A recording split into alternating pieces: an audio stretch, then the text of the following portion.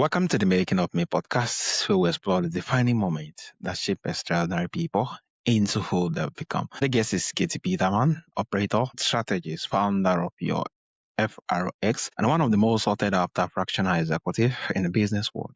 Kati did not just set out to build her own company. She was forced to.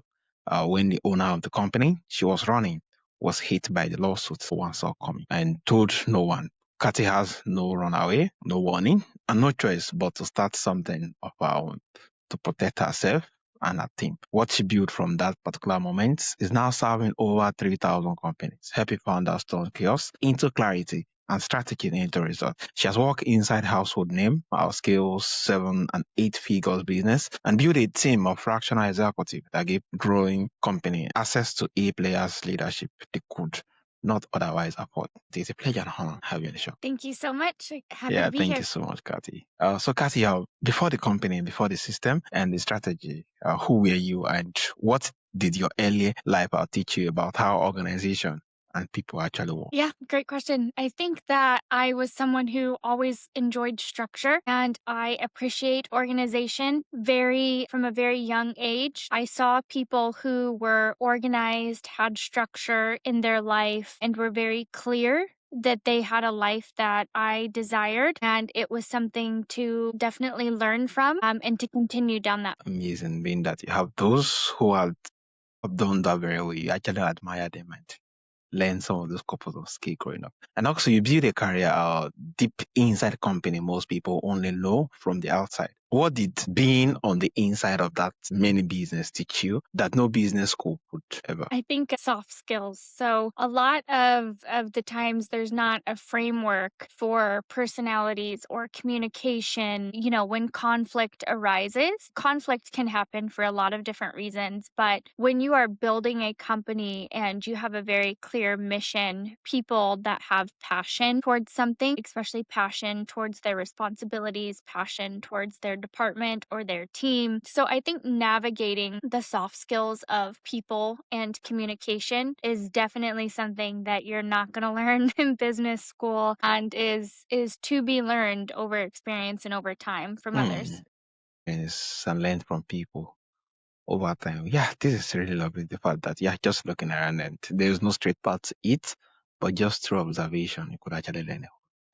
And also, you were running a company where the owner was hit by lawsuits he never disclosed to anyone. What was it like to find that out, and what did that moment demand of you in the hour and days that followed? Yeah, I think for a lot of people in business, unexpected things come up from time to time. And, you, especially being an operator and someone in operations, you like to have a plan. You like to stick to that plan.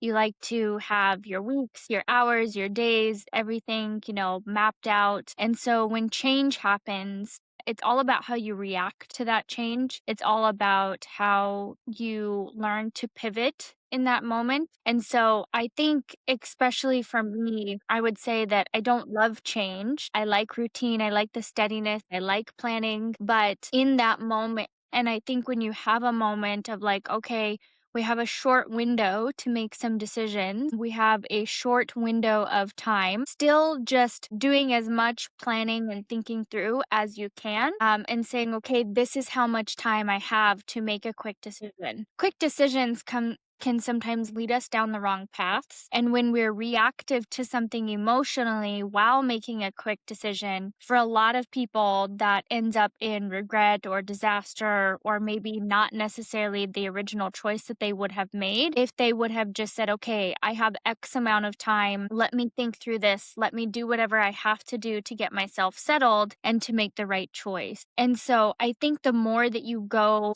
through those experiences in life and you could say, okay, now that I look back, did I make a good decision or did I maybe make a decision that I would have done differently? And kind of tracking and measuring how you've made decisions and how you felt during those decisions. Did you feel prepared? Did you feel underprepared? Were you coming from a mindset of abundance or were you coming from a mindset of fear?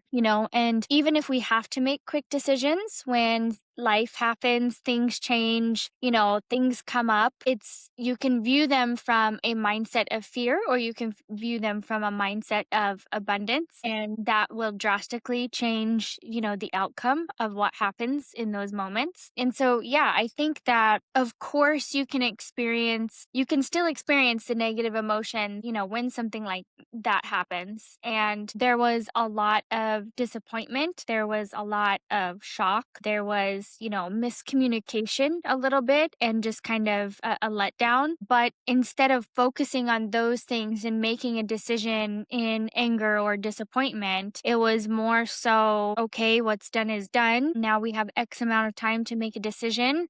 What is the most desirable outcome? Right? I always tell people, if you could wave a magic wand and have whatever you want, that's what one of my coaches, Larry, taught me, is if you could wave a magic wand and get whatever you want, what would that look like? And so I really appreciated my team. I really love my team. We have an amazing team. And I felt in that moment, and I didn't know how it was going to happen, but if I could just take my team and keep doing what we're building together, then that's what I wanted. And when I talked to my team, it turns out that that's what they wanted too. So it was a big jump in faith, right? Going from running an asset and just everything is smooth and going along to boom, we have a huge change all of a sudden. Everything is changing very quickly, very fast. You have people that you love and care about and their family, and you're like, okay, I have to make a decision. And then all the pressure kicks in and you're like, wait, this is all on me. But I think when you show up and you are a good person and you do good things behind the scenes, things will always work out.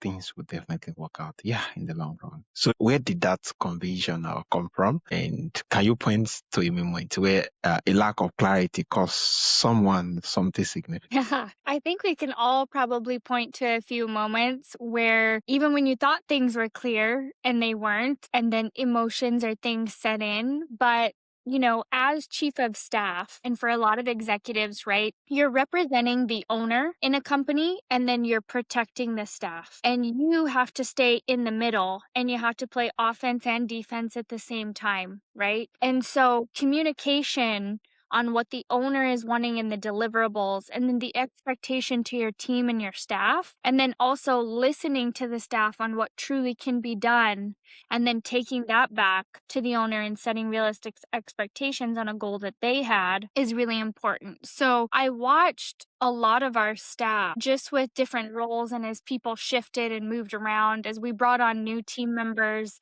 as we let people go and transitioned, right? I saw a lot of people struggle with communication. And I saw a lot of people assume, right, because of their background and their knowledge and their expertise, because of what they do on a daily basis, that someone over here on the team would automatically understand exactly what that meant. And sometimes what we're doing in a daily basis, and because we've done it for so long and it compounds, we forget when we're talking to another team member that they don't have that same background experience and skill set. They're focused on sales. They're not in marketing. This person is focused on fulfillment and this person is focused on conversions. And those can be almost two different languages entirely. So we have to kind of get on the same page with language and what it means. And even for a lot of people, we try and make sure we ask, okay, well, what does that mean to you for the language? Because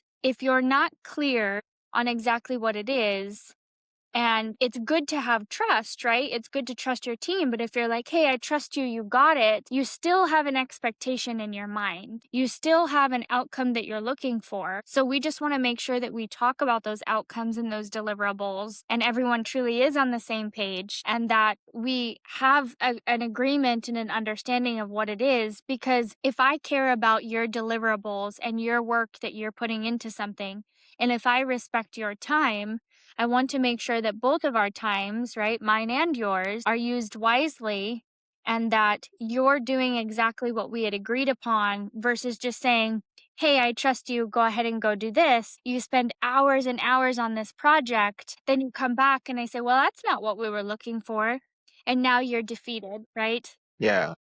And when people experience that, and when you see that and you're stepped out of it and you see team members doing this, you know, I think that kindness is one thing that is so overlooked. And if people just kind of like stopped and paused for a second and said, okay, is this truly a reflection of being kind in the environment? I think we would communicate a lot differently. And to me, being clear is being kind, because now I respect your time and your deliverables, and I'm doing my best to set us both up for Yeah, success. amazing. This being kind is just more like making it clear. Also, they will know the action step and will know what's the result that is expected per time. Yeah, it's really amazing. And also, you have worked with over 1,200 founders personally, and your team has collectively served more than 3,000 companies. What is the most common things you see holding capable people back from the growth that they are clearly capable of? Say, you know, we work with all industries. We've seen lots Yeah, of different companies and owners. I would say that a few common things is one, people are scared to hire. You know, they're scared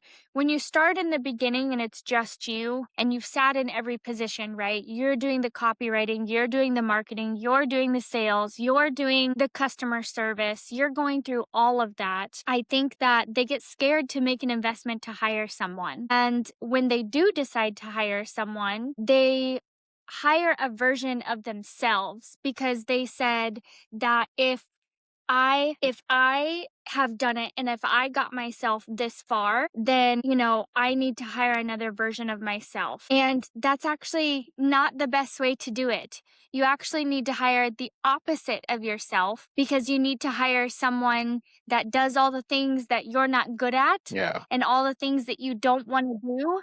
And something that takes you 4 hours, but it should really only take you 30 minutes. You need to hire someone the opposite, right? Because you are good at what you do, and that is your skill and your strength. And so you don't want to go out there and hire another version of yourself. You need to go out there and hire someone that's the opposite of who you are and how you handle things, so they can do all the things that you don't yeah, enjoy. amazing. I think this is really hollow, especially more like when you just start out as entrepreneur, solopreneur. It's difficult to delegate, being that, yeah, you are attached to all of those different roles and trying to start delegating some part of the things. That's, yeah, in a way, it creates a sense of fulfillment for you now. You know how to let it go, and giving others the credit, allowance to do it. Every now and then, you almost be like, I think I can do it better.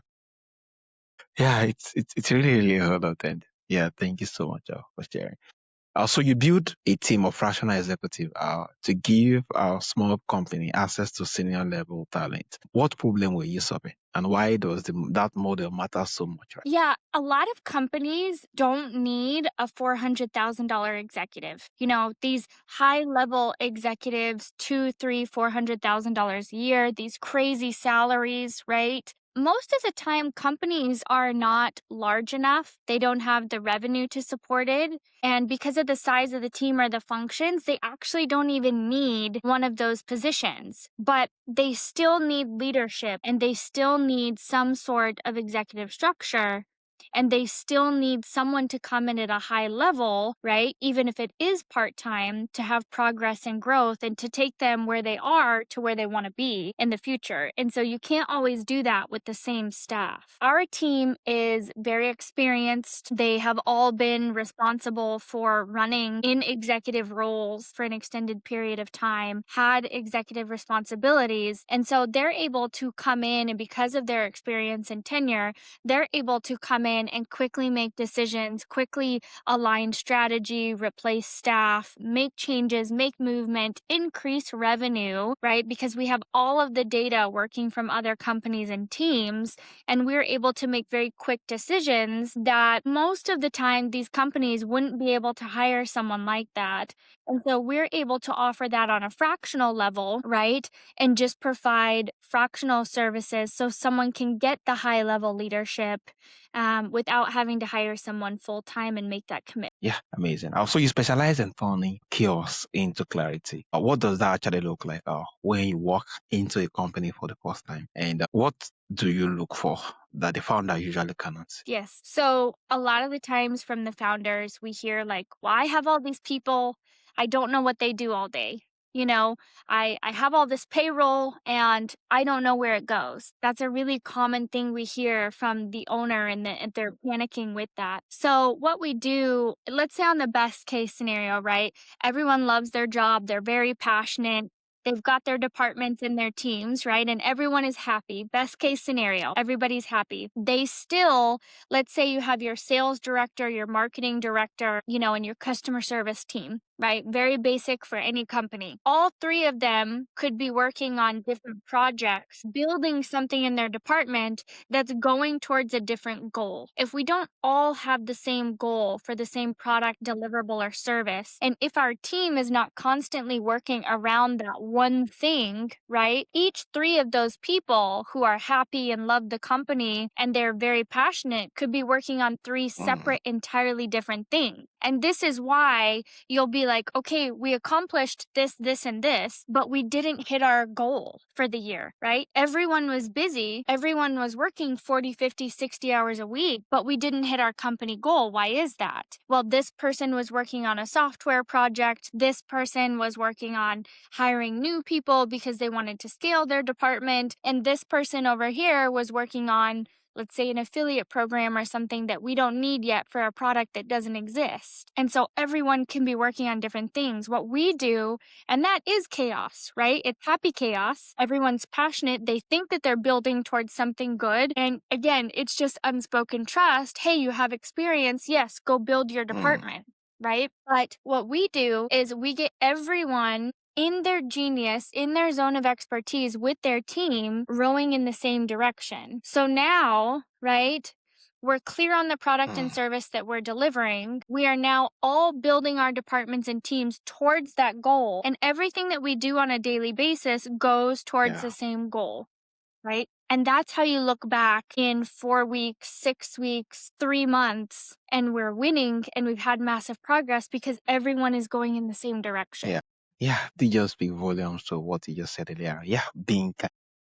It's really amazing, and just speak volumes to it that once they know what the desirable result is, being clear and everything. When everybody's running, they have the goals ahead of them, and they are already looking forward to more like what is success in this particular company, and how can we structure our team and everything so what you're working towards us in particular goals, other than just being good at what you do and still not knowing what is obtainable or what is them called success at that particular company. So looking back at the woman who had no choice but to start, what are you most grateful about being forced into that corner because of the operator and the leader it has? Yes, I am so grateful for my team. I have the best team, and sometimes I don't know how I got so lucky for each of them. I have people who show up and work hard and they care about the companies that they work with, and we communicate, we cover for each other, we step in, we bounce ideas off of each other. We have an opportunity for collaboration and feedback. Our team is very much tell it like it is, say what's really going on, get it out there, all coming from a mindset of growth. And I am just so, so grateful. So you said the average hiring misfire costs a company at least $15,000. What is going wrong in hiring process, and what does a better approach actually look? Yeah, a lot of times for hiring, again, let's just use like marketing or customer service because those live inside every company. That manager will say, okay, we have an open position. This person is leaving, or I would like to get rid of this person. So we're going to have an opening. Most of the time in any department, they're not looking at, can any of these responsibilities be absorbed by other team members? Right? Why is it that we had turnover in this position? A little bit of self-reflection. What do we need to take away and learn on why this position did not work out? Because there always has to be a shared responsibility. It's not always solely the person. They were hired, they were brought on board. So why did it not work? Then you're going to look at, is there something new that we need to create inside this position that this department is truly needing versus just filling the gap and getting someone to sit in that seat right away? A lot of people will just, when someone is leaving or exiting, they'll just go fill the exact same role, won't delegate any of the work, right? Just kind of do the same thing over, not have a reflection period, and then they just hire a body and put them in the same seat, right? We also, if you start back from the very beginning, a lot of people mess up very early on in the job description. They didn't think through the role. They're not explaining the day to day. They're just kind of selling the position, which is usually off of benefits and money, right? And a lot of people will say yes to benefits and money. But for a lot of people, it gets old. And if they have other choices for benefits and money, they need to enjoy the role that they're doing. They need to like the experience they're having on a day to day. So you need to paint a picture of exactly what the day to day looks like. You know, who are they going to be talking to? Who are they going to be reporting to? Who will they be working with? What are their responsibilities? What hours should those responsibilities be done? If I'm hiring for someone for customer service and they're grumpy and they say, I'm not a morning person until I've had my coffee, right? Why would I hire that person to be talking to my customers on the phone, right? If I need them to come in at 8 o'clock in the morning and jump on the phones right at 9 a.m. and have a bright, smiley attitude to show our customers that we care and we're going to be there, but I hired this person that's grumpy and says that they're not a morning person, right? And nobody talked to me in the morning. Well, I obviously didn't write out the job description well enough. And that's our responsibility. You know, we need to say we would like a bright, cheerful person who enjoys mornings and talking on the phone. You have to give a clear picture of what their experience will be like before they apply to the job, not just benefits and pay, right? Don't attract people just for benefits and pay. They want to enjoy their role in that experience. And then, what is their onboarding process like? What's their hiring? A lot of people are hired, and I know many people relate to this. They start a new job, and the first week is like, well, I didn't get my email till Thursday. I didn't get access to this.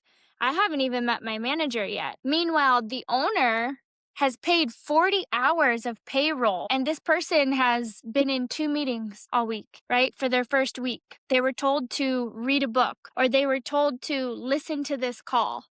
That's not an effective onboarding process. That's not getting them acclimated. And truthfully, it's a waste of company dollars. It's a waste of payroll. And I think if a lot of managers had to pay the payroll for their team, they would agree that they would do things very differently in those first few weeks. And so a lot of people, they might sign on to the role and they might say, I'm really excited to start this position, but then they don't have a good onboarding experience. And their first 2 weeks, they lose the momentum, they lose the excitement of the company. They're like, oh, well, this isn't what I thought it would be. Well, I guess they don't have anything ready for me, right? I thought my manager was going to be responsive and they had a whole team and a system, and it doesn't look like they have. So now what they promised in the job description isn't matching on their onboarding experience. And now we are creating a bad attitude and a bad mindset of this new position their first few weeks.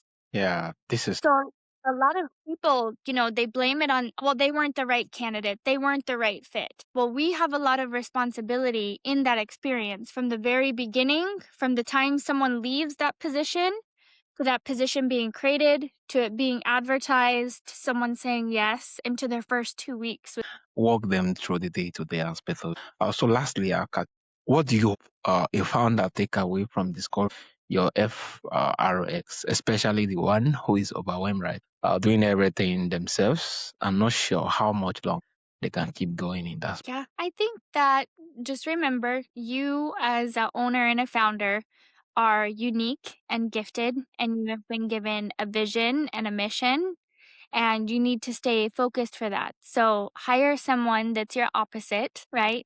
Let them do all the things you don't enjoy. Go talk to people, go build your company, go build your mission and your brand, and hire someone who enjoys all the things that you don't, but keeps you running, keeps movement going. And don't be scared to get out of your own way.